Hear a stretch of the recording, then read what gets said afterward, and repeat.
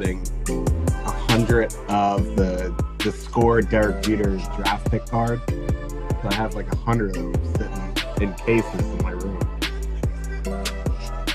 How many do you have left? I still have all. Oh, sick. So now when are you gonna retire? I don't know, but we got them for 99 cents a piece. All right. I like that.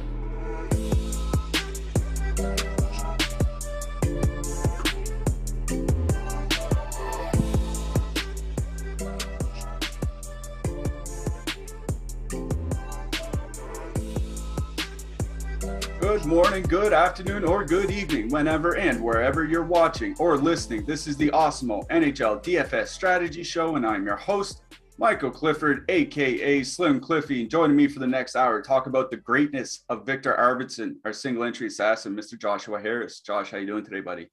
Doing pretty well.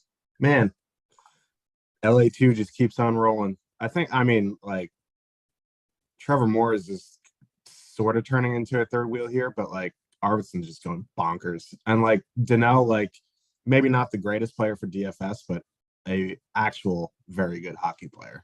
Yeah, and the thing about Donnell too, I think he set a career high in goals the other game. It's not a lot. It was like his 14th goal of the season or something like that, but he's still on pace for like 20. And like that's not bad, right? Typically he was a guy you get like maybe 10 or 12 or something like that from. If you can get double the goals, I think it certainly makes him a lot more valuable in fantasy than he had been at times over the last few seasons. But yeah, we did have dueling hat tricks last night between Victor Arvidsson and Jason Robertson. I didn't have enough Los Angeles 2 to do very well, but I saw our chat had a very good night last night. Let's start with our boss, Jake Harry, took down the 444 over on FanDuel. Hofbrau, he's gearing up for Nashville. He took down the $15 on DK. First place, 20 grand. He had Dallas and Los Angeles. He had those dueling hat tricks. So congrats to him. Jetty 3030 took down the $4 20 max. Really great job by him.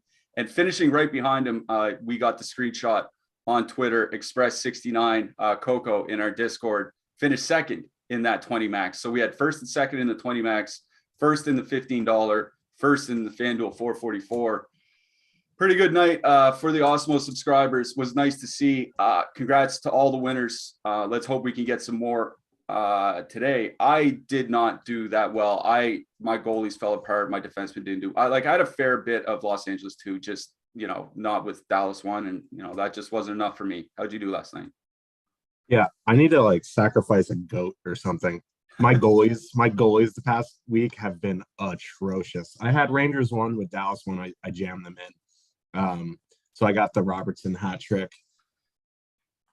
John Gibson, man. Like, I don't know what's going on with him the past few weeks. He just cannot. I didn't really watch that game because I was exhausted.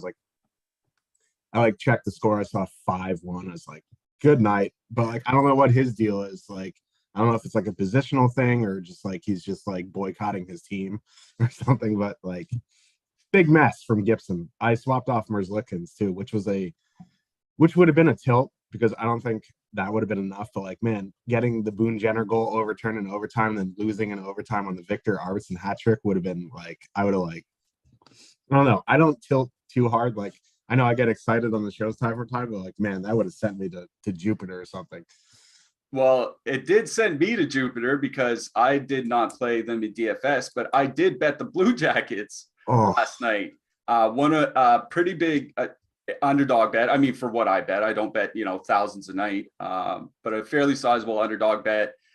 They blow a 3-2 lead to get to overtime. They win it in overtime, and then the goal's called back, and then they lose it in overtime. It was not the roller coaster of emotions I was looking for on a Friday night. But, all things considered, not a terrible night. I've still had a pretty good month or so. Obviously, our subscribers did really well last night, and that matters more than everything else. We are brought to you by Yahoo Fantasy. Yahoo has been our sponsor this entire season. They've been very good to us. And if you'd like some free money for Yahoo because you've not played over there before, We have a special giveaway through Yahoo. We'll talk about a little bit later in the show for first-time users. Before we get too much further, if you guys in the chat could throw us a thumbs up, seems you guys are doing pretty good on that, but just a little reminder, and click that subscribe button. If you are new here or new to Awesemo, clicking that subscribe button really helps these shows continue on a regular basis. Make sure you click the bell to get alerts when we do go live. We have free premium tools and data up on the site today. We do nearly every day. Today is no exception. We have both our NBA and our NHL player rankings free for everybody to see. We have our UFC pro plays as well for anybody getting into some UFC today. Josh finished his UFC article this morning. That will be up on the site. I finished my NHL Power Plays article, which is also free to read. Those two articles will be free to read, whether you're playing UFC or NHL today. Just head on over to awesemo.com.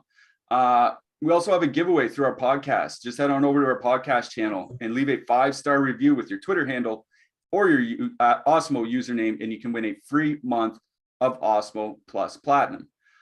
Finally, our new NBA betting show called Locks Before Lock. It shows up 30 minutes before the deeper dive every day through the week. They take Saturdays off. I don't blame anybody for taking a weekend off, but they are there Monday through Friday before the deeper dive. So if you're into NBA betting, prop betting, what have you, 30 minutes before the deeper dive, just head on over to the Odds Shopper YouTube channel for our Locks Before Lock show.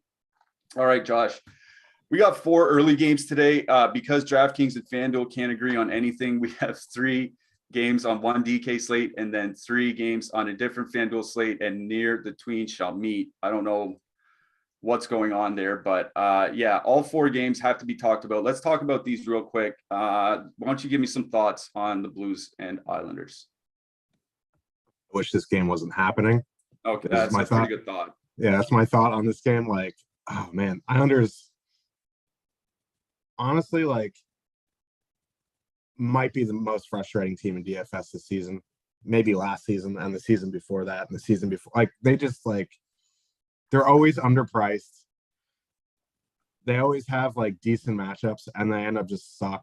And when you're off them, then that's when they go nuts. But, like, for me, like, the pricing, I don't know. Like, the Blues finally got the power play back to where it should be, so I'm in on St. Louis too today. If you need some cheap stuff, like, I guess it would be JG Pageau, Palmieri again. Like, I don't want. I guess you could go to the Islanders top line tonight. They're cheap, or this afternoon's. Excuse me, but for me in this game, it's St. Louis too. Yeah, no problem with St. Louis too. Just want to keep an eye out for Matt Barzal. I know he's been getting closer to returning. This is an early game. Obviously, we don't have early information or anything like that. Just watch for him maybe showing up at warmups. I will say St. Louis 1 seems to have turned it around a little bit since Brandon Saad joined that top line. 33 scoring chances for, 18 against per 60 minutes in their time together. That was the one issue with St. Louis 1. It wasn't their defense, it was their offense. And it seems like they're starting to generate some scoring chances. And that Lee and Nelson top line being together for the Islanders has been very high event. So if Barzal isn't back, I actually don't even mind St. Louis 1. Yeah. Braun's been shooting, which is nice. Yeah, that as well. Chicago, Philadelphia. This is kind of a wacky game. I think there's stuff to play on both sides here. We've talked about how both teams have improved quite a bit defensively since they fired their respective coaches, 2-3 months ago or whatever. So maybe not the dregs of the league that they were. What do you think here? I don't know, man. Mike Yeo put the lines into like one of these like bingo ball machines and just like, you know what? We'll just pull some balls out and see what lands. I hate these lines. I guess I don't mind Drew Lawton connecting because it's going to put you onto a unique build, at least on DraftKings, because it's 2 centers. I think that would be the line. Like Derek Brassard. Like, I like Farabee Atkinson, but like Derek Brassard centering that line is, I don't know what the adjective is for that. So like I'd probably go to the Flyers top line here. For me, on the Blackhawks side, it would probably be a power play stack. Tyler Johnson's still on the top power play. Min price helps because DeBrincat's finally priced where he probably should be at 7K. And Kane's over 8K. Strome's fairly cheap at 49, but Tyler Johnson min price, I think it would be a power play stack for me on the Blackhawks side. Yeah, I have no problem with that.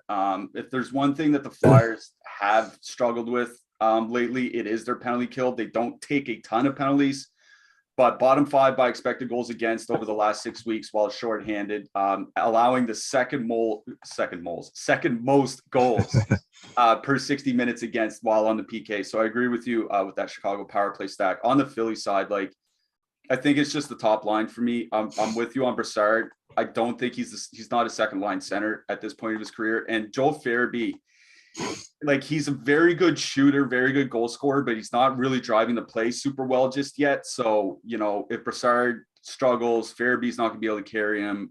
I have some concerns about that line. So I agree with you. Philly 1, Chicago power play. On to the next one, Ottawa and Arizona. Like, what a game. Yeah, I wish this was on the main slate, to be honest. I'll say this. The Arizona top line has really struggled. That Schmaltz-Keller line has struggled of late. But the Ottawa top line with Zach Sanford, I talked about it in our Discord this morning. I talked about it on our last show. He's just dragging them to hell. Like, he's not helping them in any regard.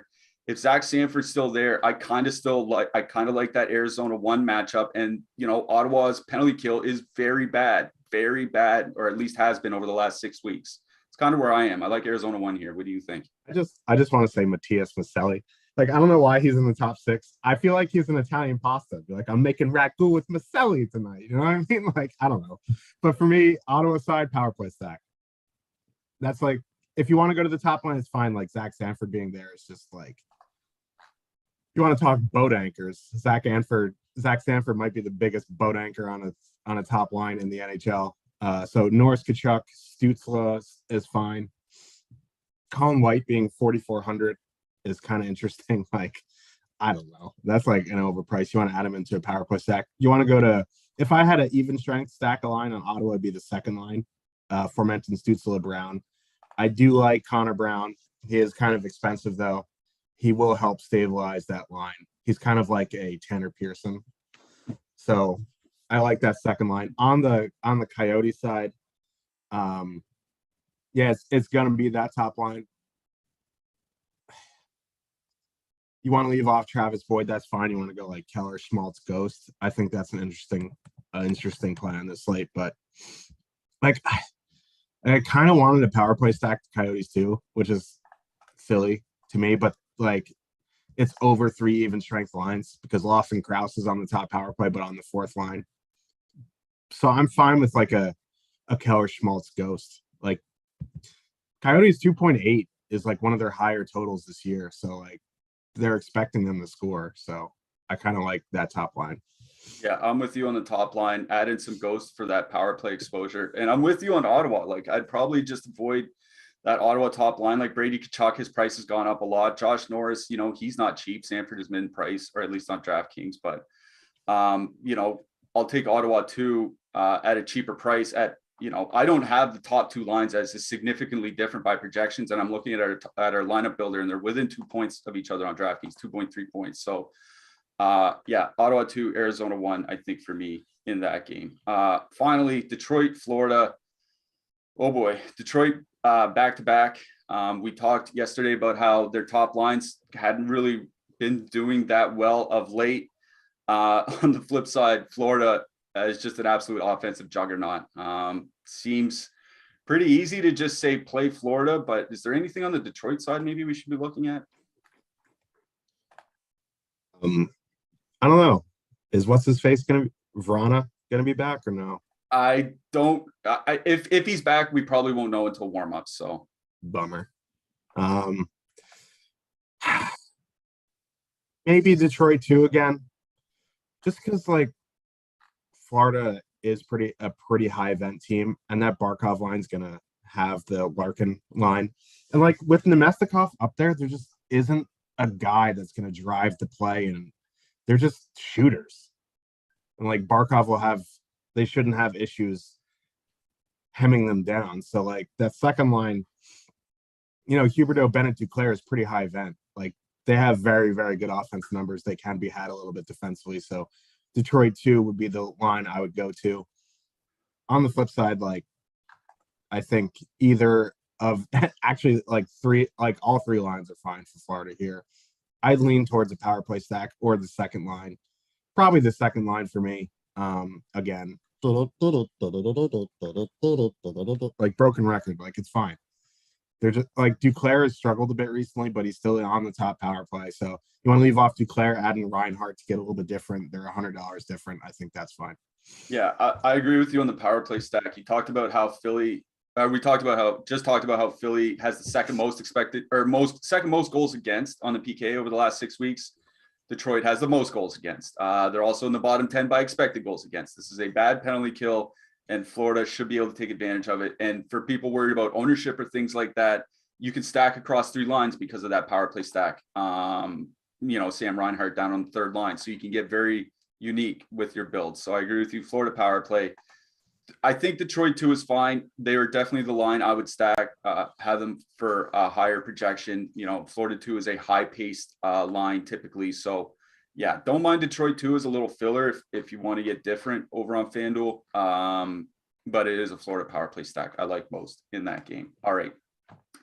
We got to get a move on because we have a 6-game late slate to talk about. Before we talk about that slate, let's talk about Awesemo. You can get access to all the great Awesemo Plus tools and content for nearly every DFS sport out there with an Awesemo Plus weekly pass for $29.95. This includes full access to all the premium content and tools on Awesemo.com, including player projections, ownership projections, our top stacks, our lineup builder, and a whole lot more. Of course, if you're only looking to play NHL DFS, then you can sign up for one of our Awesemo Plus NHL packages for as low as $3.95 a week. Please note that Fantasy Cruncher is an add-on and can be easily added onto these packages at checkout, but it is not included in our base packages. However, it is a very valuable addition to your DFS arsenal. So for those looking to multi-enter contests, just add Fantasy Cruncher. Stop guessing, start winning, join Awesemo Plus today. All right, let's jump to this late slate here, Josh. Vancouver, 2.6 implied goal total. Going into Toronto, the Leafs have a 3.9 implied goal total. There's some injury news on the Toronto side. Both Andre Kasha and Rasmus Sandin will be out tonight. The big news, Nick Robertson joining the second line. Hallelujah. Remember in Christmas Vacation when Chevy Chase gives that giant speech and when he's getting ripped off and then he says hallelujah and then drops an F-bomb? That's kind of how I felt when I saw Nick Robertson joining the second line. Hallelujah, they took Alex Kerfoot off. We say that because the line is just worse in every regard with Kerfoot there. He's not helping them. It's like they're hiding him there because they can't put him anywhere else. He's like the little leaguer who sucks. They put him in right field. Yes, exactly. Please don't hit any fly balls to right field. That's basically what it is here. But, Nick Robertson's up there now. We don't know how he's going to fare. What we do know is I'd rather take an unknown on that wing than a bad player. And that's just kind of how I feel about it. On the flip side of that, he is min-priced. I imagine, 3.9 total at home, 6-game slate. I imagine Toronto 2, or at least Robertson, is going to be fairly popular here tonight. So what do you think about this game? Yeah, so, realistically, Toronto 1 is an unreal spot. But, 8,200 Mitch Marner. 8,200 on the slate. He's $500 more than Alex Ovechkin on DraftKings tonight. I would never thought I'd ever see that in my life. Yeah, Alex Ovechkin, 7,700. It gets better. Wait, there's more. There's more. Patrice Bergeron, 6,200. Brad Marchand, 6,700. Leon Draisaitl, 7,400. Who else? Let's just keep going down the list. Roman Josi, 7,300. Even Mikko Rantanen, 6,900. These are all guys I'd rather play than Mitch Marner tonight at 8,200. That being said, because of this pricing disparity, I feel like we don't have an ownership run yet. I feel like Toronto 1 may come in a little bit lower than they should. Yeah, Just I don't because think they're overpriced. I don't think they're going to be like 20% or anything like Because that. to full stack the line, they're over 22K. And like, there's a lot more cheaper players that should be more expensive. Like, Mitch Marner is egregiously overpriced, in my opinion. Like, Mitch Marner should be a mid-6 guy. I will die on that hill. It is what it is. Pending ownership, I think Toronto 1 is an interesting play tonight because there is a lot of mispricings.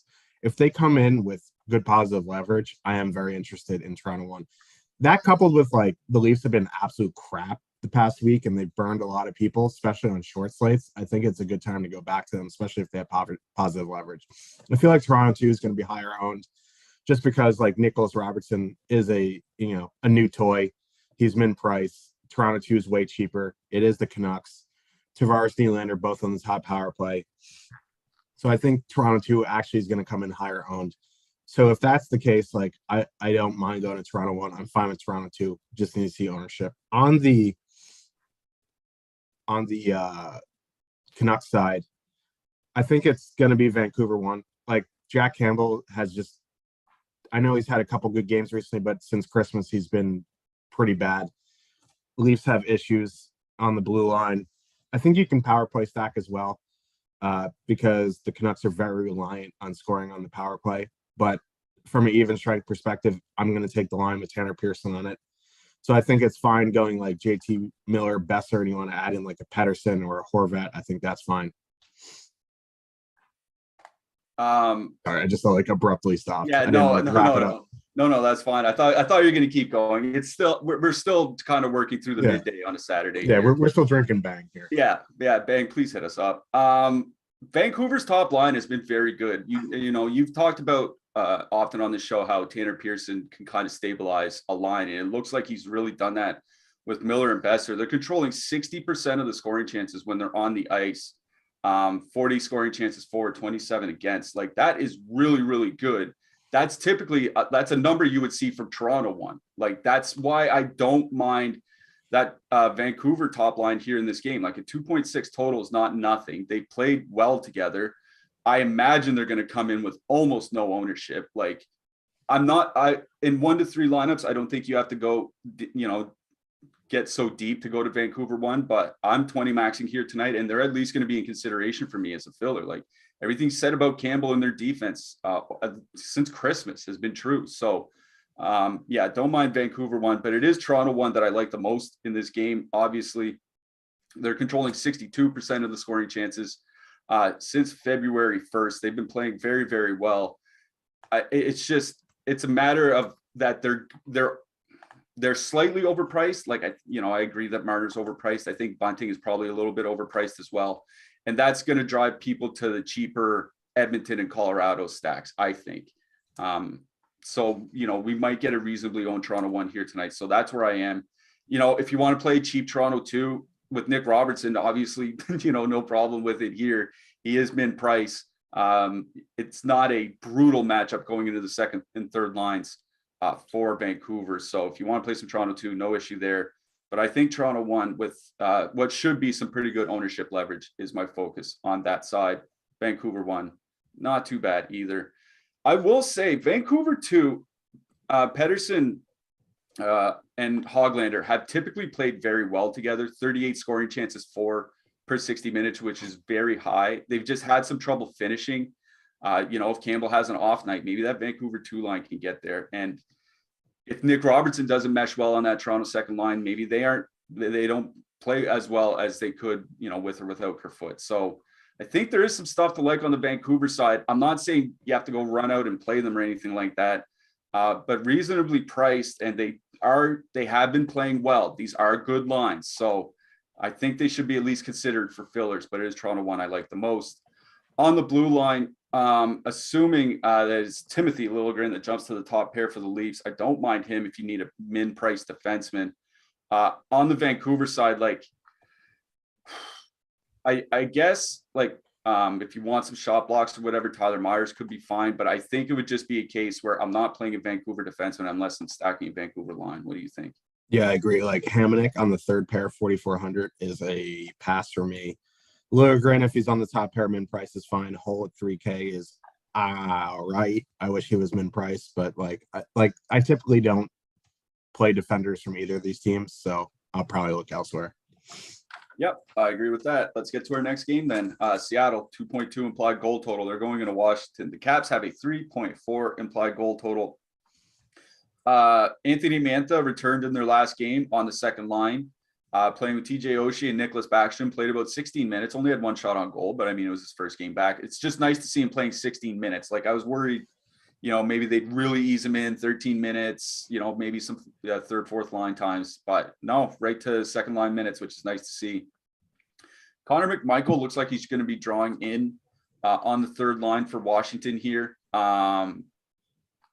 with Lars Eller and Connor Sheary. The thing is I don't know what that's going to do with their checking matchups, because they typically send out their third or fourth lines against the opposing top competition. Not that you're really worried about matchups here from Seattle, but it might change up how they do some matching, might change up how they allocate some minutes. I think there's stuff to play. Honestly, I think there's stuff to play on both sides here, but I'll let you go wherever you want to go. Yeah, who is the Seattle's top comp? They're all third lines looking at these lines. So I hate to agree, but Alex Ovechkin 7,700. He's going to be wildly popular tonight, I would imagine. He should never be 7,700. He should be like 9K, night in, night out. I don't really like the top line. I hate stacking Ovechkin, Kuznetsov, Wilson. I just hate it. For me, it would be a power play stack, and the power play stack generally is expensive for the Capitals. It is pretty cheap tonight. Backstrom 3,800, Oshie 3,700, Kuznetsov 5,300. Even Carlson's an even 6K. So like 65, 66.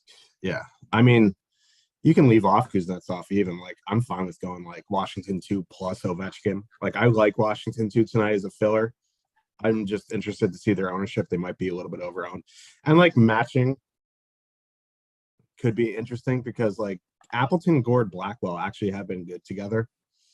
Not that it's a huge concern, but that might give me pause on Washington 2, but probably not. I just ownership is more important to me there. So for me, Washington power play, Washington 2. And on the Seattle side, I'm not running out to play 2.2 total on the road, but if it was, it would be that Appleton, Gord, Blackwell line.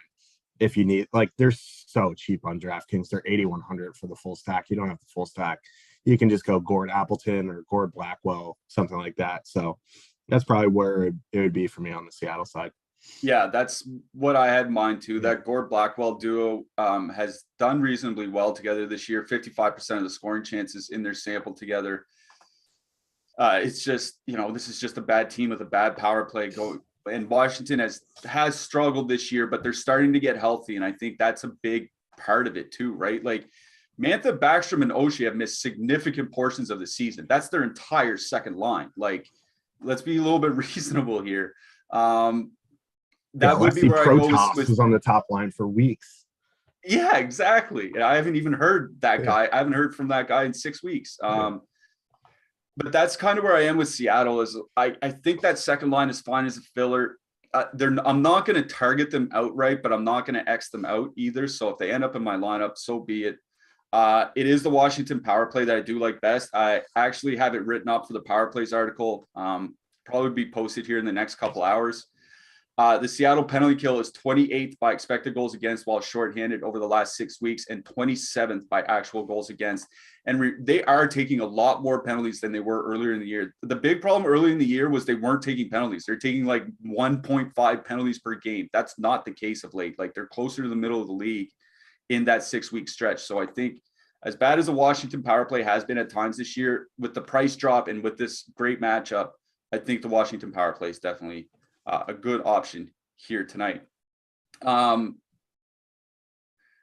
thing I mentioned on a different show about Seattle was that McCann, Schwartz, and Everly were the only guys with positive offensive impacts on the team this season. And that's kind of what's keeping me from getting a bit more into Seattle here, because, Washington has struggled defensively. I do think the injuries are part of it. I don't know if all the players that are returning from injury or have returned from injury, are back to 100% or back into game shape or anything like that. So I think it would be a decent situation to play what should be incredibly low-owned Seattle.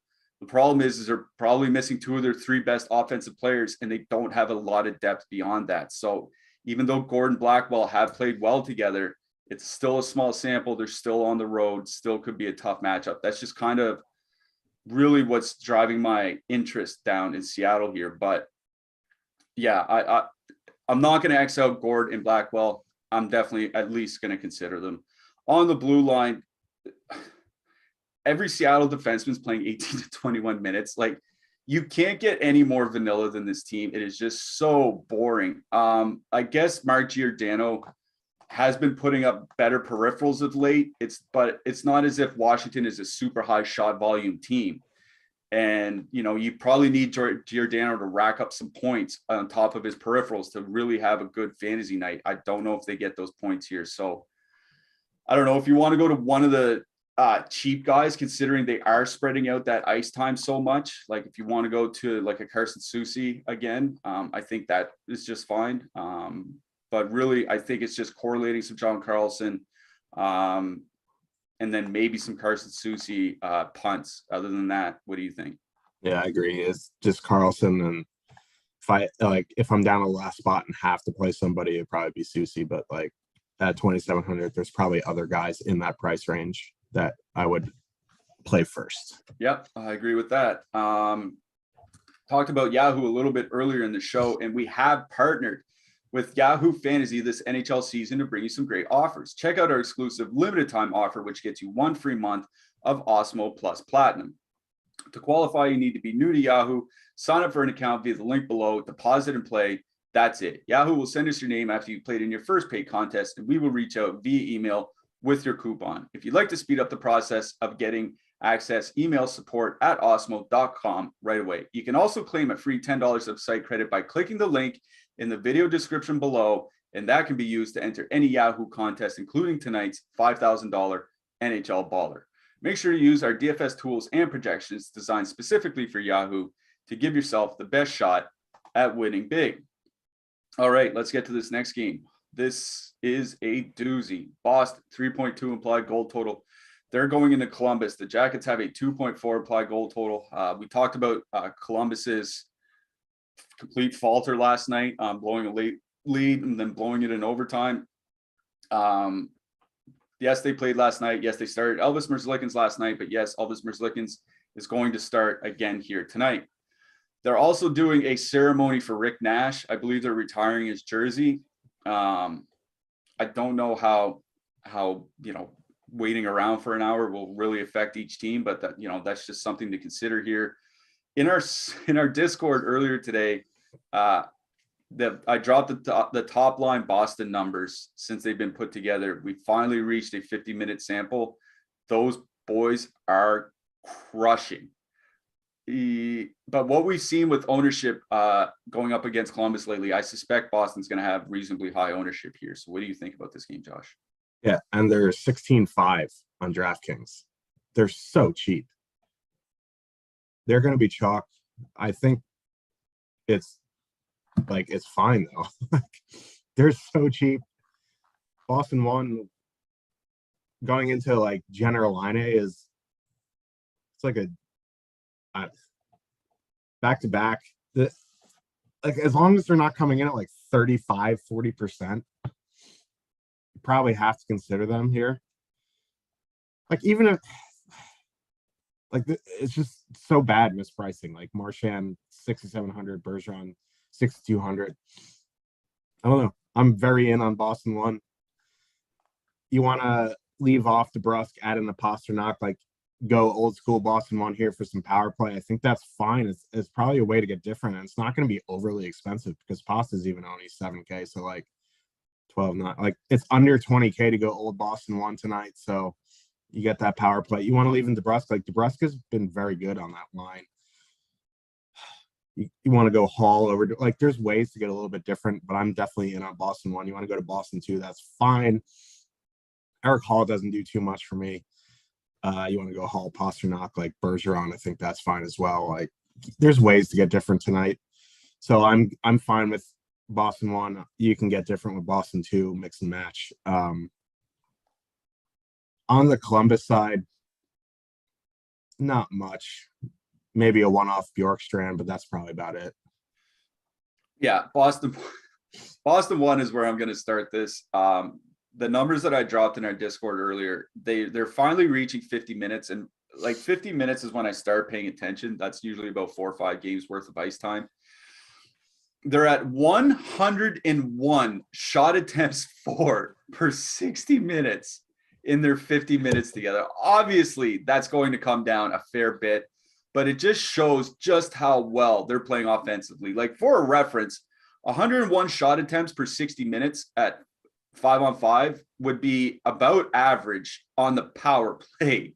Like they are just steamrolling absolutely everybody that they're coming up against. And it's not as if they're not creating any quality either. 43 scoring chances per 60 minutes.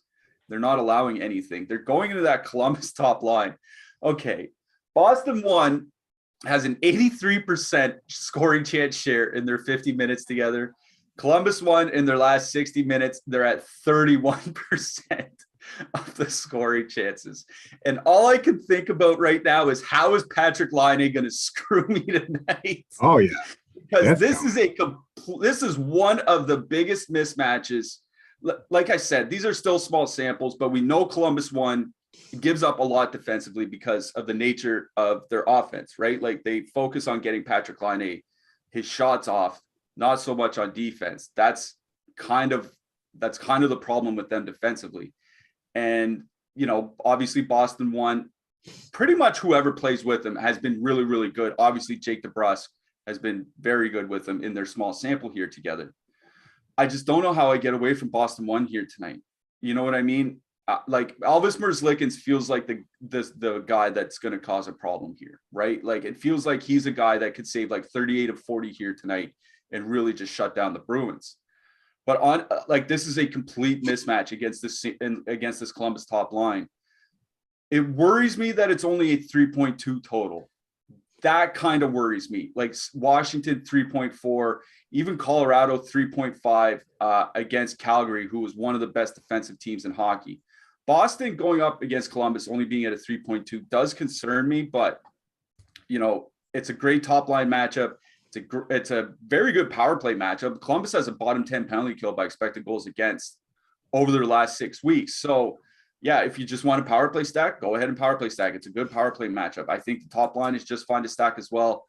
I just worry about ownership because of how cheap they are and how good of a spot this is. Like we have seen some very high owned lines against Columbus of late. So I'd just say just worry about ownership a little. If you are worried, you know, make some sort of power play stack or something like that and just be on your way. On the Columbus side, I just don't know where I would go here. They're saying there's a game time decision, and one of the beat writers mused that it might be Jack Roslovic. So like there might be changes coming. Oh, Roslovic got nuked by who was it? I forget who it was, but he like could barely make it to the locker room. Yeah. Yeah, so it might be Jack Roslovic, and in that case, you know, there's some changes coming to the second and third line, so we don't even know what those would be.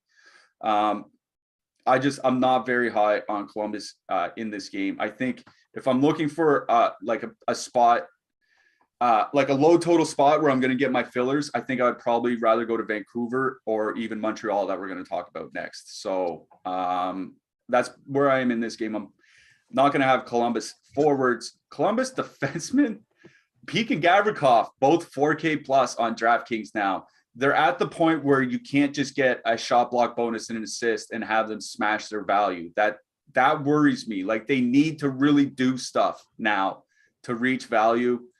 I guess they can get there against the Bruins. I don't think I'd want to pay 4K plus for either of them. On the Boston side, I know Charlie McAvoy's price is very reasonable at 5K.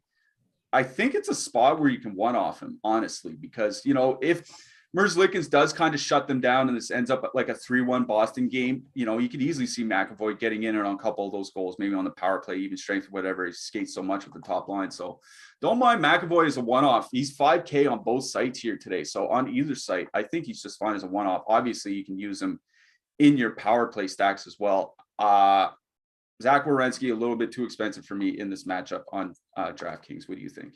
It's McAvoy, and that's it from this game. I'm not paying over 4K for Peak or Gavrikov. I guess you can punt Mike Riley or Brandon Carlo, but it's probably McAvoy or bust.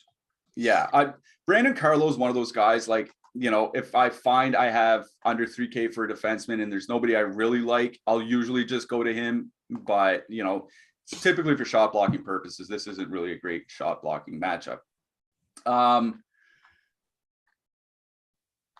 We have some shows coming up after us. We have the MMA Live Before Lock coming up at 4 p.m. Eastern with Floyd and Rogers. As I mentioned earlier, Josh finished his UFC article as well. So you have Josh's UFC betting article. You have MMA Live Before Lock coming up at 4 p.m. Eastern, and they're followed by the NBA Double Dose of the Deeper Dive and Live Before Lock. Let's get to our next game. Montreal, 2.6 implied goal total. Going into Edmonton, the Edmonton Oilers have a 3.8 implied goal total. Tyson Barrie is out. I know he got hurt in their last game. They said he's going to be out for 3 games, so he's definitely going to be out for this one. We don't know what they're going to do yet with their blue line. Like, they haven't had their morning skate yet, obviously, as we're doing this show. In their last game, they had 2 power plays after Tyson Barrie got hurt. Darnell Nurse played 1. Evan Bouchard played the other. Now, here's where I'll say, like, Edmonton does that thing where they kind of run 2 power play units, right? Like, we talked about that. It's not so much now that they have injuries to Ryan Nugent-Hopkins and Jesse Puljujarvi, but they were switching the defenseman on the power play even when Barrie was healthy. Like, there were times when he wouldn't play the entire, 90 seconds, 2 minutes they were out there or whatever. So I think both defensemen are going to get some top power play minutes here tonight. I just don't know which one is going to get more than the other. But, like, I don't feel comfortable enough saying, yes, Darnell Nurse, 100% top power play minutes, or yes, Evan Bouchard, 100% top power play minutes. And I think that makes a little bit of a difference when you're looking at their prices. Evan Bouchard, over $1,000 cheaper on DraftKings than Nurse. So just something to keep in mind there. Like I said, I think this is one of the games where I might look for a filler from a reasonably low total. So I think there's stuff to play on both sides here. What do you think about this game, Josh? Yeah. Leon Draisaitl underpriced tonight for sure. Like my analysis for the Oilers just never changes. It's like power play stack, have one or both of Draisaitl in there. It's the big 4: McDavid, Hyman, Kane, Draisaitl. This is an unbelievably good power play spot, maybe the best on the slate. And there's a lot of really good spots. McDavid under 9K tonight. There's a mispricing. He should be like 12,500 tonight. Not really that high, but like he needs to be like priced up where it's just not easy just to put him in and like build around him. You know what I mean? Like, you need to have like a choice, like, play McDavid. You probably could fit like a power play stack of another team with McDavid tonight. That's how bad pricing is. So, like, I don't know. Like, McDavid and Draisaitl currently projected for almost 38 points combined. That's like that's more than a lot of top lines tonight. Like,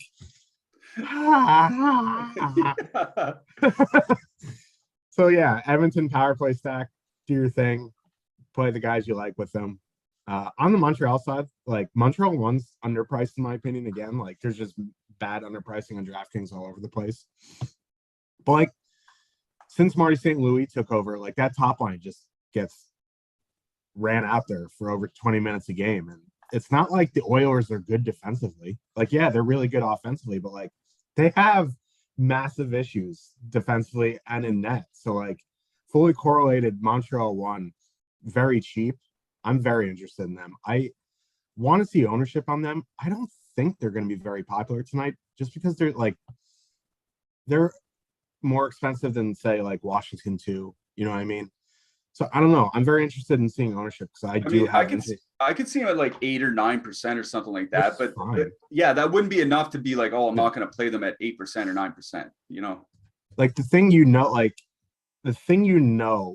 with Montreal one since Marty St. Louis took over is Suzuki's playing over 20 minutes. Like it's gonna happen. and if he doesn't, it's because they're up 5-0. Yeah, yeah. And if they're up 5-0, it's because of Nick Suzuki. You know what I mean? Like, It's the so circle of life here. Yeah. Wee. So yeah, I'm very interested in Montreal one. You can even go to Montreal two. Mike Hoffman being off the top power play unit kind of meh. So like adding in Gallagher is fine, but like Montreal one, Brandon Gallagher. You can even two-man Hoffman Gallagher. It's fine. So Montreal one, Edmonton power play is like this is interesting. Like I think you need. I wouldn't say you necessarily in 1 to 3 you need to have exposure to this game, but in MME, I suggest having exposure to both sides of this game. Yeah, I'd even say it's a game you can game stack play for sure. Yeah. I mean the goal total leaves us there as it is. It's 6.5 total. I'd say you can game stack almost any 6.5 total on a 6-game slate. You know, just to put a point, since Martin, you know, just to bring it up again, we talk about how this team, the Montreal team, has changed since Martin St. Louis was hired. They're in the top 10 by expected goals for at 5-on-5 since St. Louis took over. I can't express how radical of a shift that is. This team had been bottom 5 basically the entire season. Small sample, yeah, it's only like 10 or 11 games or something like that, but it's not a tiny sample. You know what I mean? Like they're starting to get some games under the belt. The problem is that they're still very weak defensively, and that's the ongoing issue for the Habs. Since he took over at 5-on-5, 23rd by expected goals against. On the penalty kill, 26th by expected goals against. This is still a bottom 10 defensive team. And that's one reason why you're seeing such a high Edmonton total, but that's also why you're going to see, some high Edmonton ownership. That's why you see people stack against Montreal all the time. It's because, yes, they have turned things around offensively, but yes, they're still very bad defensively. So, to your point, there are only 2 top lines on this entire, like all day today that we have projected more than McDavid and Draisaitl combined, and it's the Toronto and Colorado top lines. I agree with you on Edmonton. I think Edmonton 1 is fine. They do generate a lot of chances, 32 scoring chances per 60 minutes. They are reasonably cheap because Warren Fogle on that line is not expensive at all. He's near min price on DraftKings, near min price on FanDuel. It makes that line very cheap. But I agree with you. I think a power play stack might be the way to go here. Like I said, Montreal's penalty kill, 26 by expected goals against and actual goals against since Martin St. Louis took over. It's just a bad penalty kill. It's just the way it is. You know, Edmonton with their injuries, that top power play, those 4 guys, McDavid, Draisaitl, Hyman, and Evander Kane, are probably going to play the entire 2 minutes. Like they're not going to run out, Ryan McLeod or, maybe Kyler Yamamoto takes a minute here or there, but that's about it. So yeah, I would focus on those 4 guys plus one of the defensemen, like Nurse or Bouchard.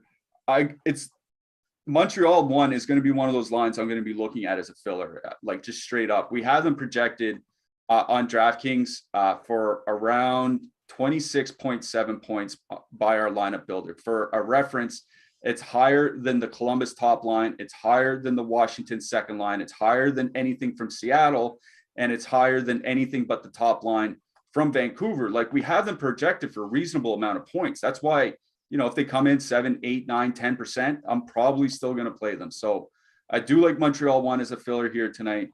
I even think Montreal 2 could be fine. If you really want to dig deep, if you're playing a lot of lineups, that Montreal 2 line, 55% shot share, generating 34 scoring chances per 60 minutes. They're generating more than the top line. They're just not finishing. I think the top line has better finishers, quote unquote, especially with Caulfield there. But I think the Montreal second line is even in play, but it is a Montreal top line at Edmonton power play that I like most. On the blue line, Alexander Romanov has been playing basically 22 minutes a game for the Habs of late. He's very cheap on DraftKings. I think if you need a cheap defenseman for a block bonus, he's one guy I would consider. On the Edmonton side, I suspect Darnell Nurse would be the guy to play. But Evan Bouchard, he's a wonderful offensive playmaker, will come in probably much lower owned than Nurse. So I think they're both fine, though I would lean obviously towards Nurse. What do you think? Yeah, I agree with leaning towards Nurse. I don't know, like the Edmonton coach is yo-yos Bouchard, man. Like his 5-on-5 ice time is a bit of concern. Nurse is probably going to play 25 minutes. And at 5,700, I think that's perfectly fine. I agree with Romanoff or Ben Sherratt. You want to add in Petrie on the top power play at 3,800. I think that's fine. I'm just glad it's not Chris Weidman on the top power play. Yeah, me and you both, buddy. Before we get too much further and we get out of here, if you guys could, please throw us a thumbs up, click that like button. It will help us out. And the subscriptions help us out even more. So please click that subscribe button if you haven't already. And if you're into sports betting, if you live in the States where it's legal or you live in Canada, we have oddshopper.com here at Awesemo. It's a free service. I guess it works better because they are American sites, but it's a free service where you can shop your odds for betting across several different sites. We've added NHL player props there of late. I was looking at some of the player props. We talked about Seattle earlier. We have Yanni Gourde projected for 2.1 shots, and his Vegas over-under is 1.5, and it's coming in at even money. So we're expecting, a bit more from Yanni Gourde than Vegas is here. So he might not be a bad idea here tonight. And we just talked about Edmonton. Zach Hyman, we have him projected for 3.2 shots. His over-under is at 2.5. So obviously we're expecting a lot more from him here as well. So a couple shot props there. If you're into sports betting in America, just head on over to oddshopper.com and check out our NHL player props. All right, Josh, we got a couple games left to get through. Let's get through this first one. Nashville, 3.1 implied goal total going into San Jose. The Sharks have a 2.5 implied goal total. All right, this is a very, very interesting game for me. I honestly think this is the most interesting game on the slate for this reason. San Jose is without both of their goalies. Both James Reimer and Aiden Hill are hurt, but they're not calling up their AHL goalies to come play as almost every other team has this year. They might play somebody else tonight. They haven't confirmed who's going to start. They traded for Alex Stalock from Edmonton. And the reason why that's important, trust me, I don't want to talk about this, but it's something we have to bring up. Alex Stalock missed a year of hockey with heart issues from lingering COVID-19 effects.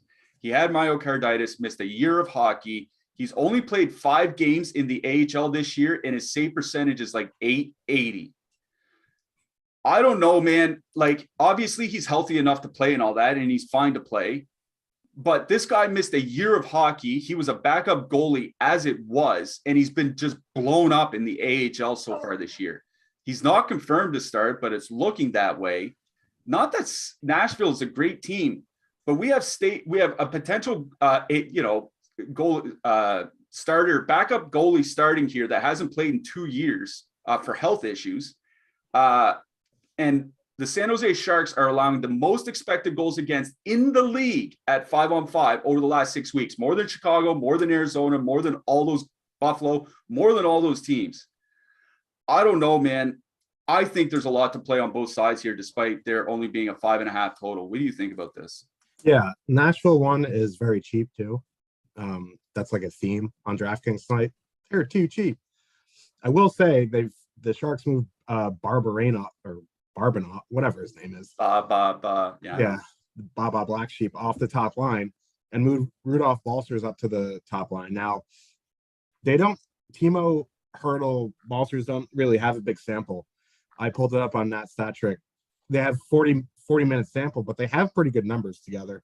58% Corsi 4, controlling 62% of the scoring chances. It is a very small sample, and it doesn't look like they've played too much together. Like, that line hasn't been put together and played in the game really too much together. It's more like they've taken shifts here and there together during the game. That being said, like, they're going to get that Granlund-Duchesne Forsberg matchup, which has not been great. So, like, maybe that's a saving grace, but, like, at the same time, like, Sharks still bad on the penalty kill. Like, goalie is a big issue tonight. Their blue line isn't great. So I can see a case for going to Nashville 1 tonight. I think you can leave off Granlund. I guess you can. Like he's 4K. It's not going to kill you. Maybe he will. I don't know. But I think I'd be interested to see their ownership tonight because I think they're going to be pretty chalky. And if they are going to be over-owned, over-leveraged, I'll probably take a pass. Like maybe I'll have like a one-off Forsberg or one-off Duchesne, something like that. But I don't know. There's other spots that I like more. This it is a 5.5, but like again, if I was a betting guy, and I am, I'd probably bet the over on this game. Yeah. No, sorry. Were you done? No. Oh. I'm just like collecting my thoughts because this game is. So yeah, I'd probably be out on Nashville 1 unless they're coming in like pretty low owned. On the Sharks side, I think it would be the Sharks top line. Like Hurtlemeyer Burns or Hurtlemeyer Dzingel. Like I don't know. Like the Nashville penalty kill is just awful. They've been bailed out by Saros, and we don't know if he's playing tonight. I mean, he probably will, but I'm probably in on the Sharks top line. Like Balcer's min price. He's not on the top power play, but min price, and he's, I think he has higher offensive upside than Baba Black Sheep. So Sharks, both top lines in this game, but depending on ownership, I'm probably going to be out on Nashville 1. Yeah, I'll wait to see the ownership on Nashville 1. They haven't been playing well. That's what I'll say. Like they just haven't been playing well. Underwater over their last 100 minutes by scoring chances and shot attempts. So, if they don't generate a lot against the goalie tonight, then they're going to be a bust. But to your point about Balcers and Meyer, that entire line doesn't have a big sample, but Balcers and Meyer have played nearly 100 minutes together. In those 100 minutes, 75 shot attempts per 60 minutes, controlling 58% of the scoring chances. Now, they're both wingers, so that could be with Logan Couture, or that could be with Thomas Hertl, or that could be, with Nick Bonino or whomever. But the point is those two wingers together have been very, very good this year, and I can't imagine Thomas Hertl is going to drag them down. So I really do like that San Jose top line here tonight. Nashville is still taking a lot of penalties. The penalty kill has improved, but still taking a lot of penalties. So I think San Jose 1 is just fine here. It's both top lines for me in this game. Nashville going into that San Jose top line, kind of a tough matchup, but if they can generate anything against Stalock, a lot will depend on probably Stalock starting as well. We'll see what happens there. But yeah, San Jose has just been brutal defensively for a long time now, especially with Erik Karlsson out. And I don't imagine Alex Stalock is going to help much in that regard. On the blue line, I don't know, Roman Josi. That's the guy I'm looking at. It's Roman Josi or bust for me from this game. Yeah, Roman Josi is fine as a one-off. Burns, I would stick to, if I'm playing Sharks 1, I'd play with Burns. I don't think you need a one-off Burns. Yep. As Wolf Girl just mentioned in chat, Anders Lee is out for the Islanders in the early game. Matt Barzal may return, so just keep an eye on that. All right, let's get through this last game real quick, Josh. Calgary 3.0 implied goal total going into Colorado. The Avs have a 3.5 implied goal total. This is just a matchup of the two best teams, and I will say flat out, I like Calgary 1 here tonight. I imagine they're not going to come in with super high ownership. Colorado's top line is averaging 31 scoring chances against per 60 minutes, which is a lot. They're very good offensively. They're generating way more, but they're allowing quite a bit. And that's why I like Calgary 1 the most in that game here tonight. Who do you like? Yeah, I'm on the same track. Again, Calgary 1 underpriced on DraftKings tonight. They're going to be low owned tonight for sure. I do like them. I don't know if I'll get to them in 1 to 3, but they should be in your MMA mix for sure. You want to go to Colorado 1? I think that's fine. This could be a tough checking game. You know what I mean? This probably will have a playoff atmosphere. You can see it fairly low scoring, but I think both these top lines are going to come in pretty low owned because people don't like stacking against Calgary either. So I think this could be a sneaky spot for both top lines and GPPs. You want to go to that second line? I guess that's fine, but going into Backel, Mangiapane, Coleman is not something I want to spend, 13-2 on with Kadri Landeskog. Yeah, I agree. I think I'd almost rather play Calgary too in that instance. So yeah, maybe we're both Calgary fans here tonight. I do have Tyler Toffoli in the Power Plays article as well. All right, we definitely have to get out of here. Josh, I'm going to ask you for your hat trick picks and your goalies here. My goalies are just an absolute disaster today. Jacob Markstrom, Elvis Merzlikins, and if you really want to get weird because he's very cheap, Sam Montembeault, or actually, I think Jake Allen may be starting here for Montreal here tonight. They said it could be his first game back. We'll see what happens. If it's Montembeault, yeah, he is confirmed. Sorry. So Montembeault is confirmed. Don't mind him at 6,800 if you need a super cheap goalie that could easily get blown up in about 10 minutes. My hat trick pick is Timo Meier. Who you got? Okay. I like Markstrom. I don't mind Saros.